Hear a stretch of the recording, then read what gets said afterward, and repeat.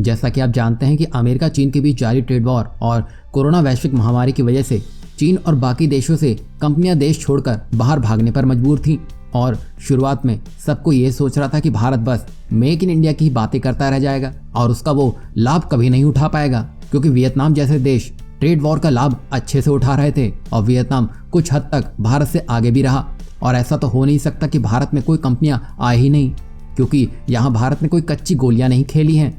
जो वो इस सुनहरे अवसर को गवाही दे। दरअसल पिछले वर्ष यानी कि 2020 में भारत सरकार ने विदेश से आ रही कंपनियों को लेकर एक इंसेंटिव स्कीम लॉन्च की थी और अब इसी को देखते हुए देश में प्लांट लगाने के लिए करीब 2 दर्जन से भी ज्यादा कंपनियों ने निवेश की अब इच्छा जताई है। दरअसल स्वीडन की एयरबैग बनाने वाली कंपनी ऑटोलिव, जो कि दुनिया की सबसे बड़ा मोटर वाहन सुरक्षा आपूर्ति करता है, वो दुनिया के सभी प्रमुख कार निर्माताओं को अपना प्रोडक्ट सेल करती है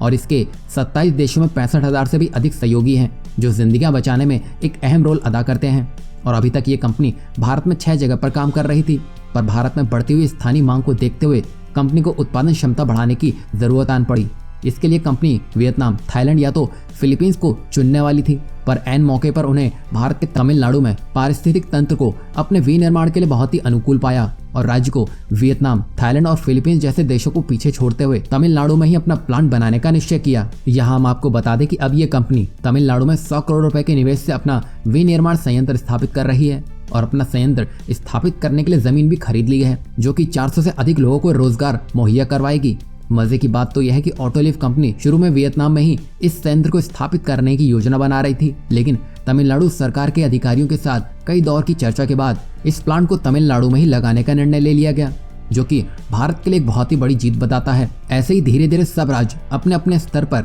मेहनत करे तो भारत न्यू इंडिया और आत्मनिर्भर भारत के सपने को जल्दी साकार करके दुनिया में अपना डंका बजा सकता है।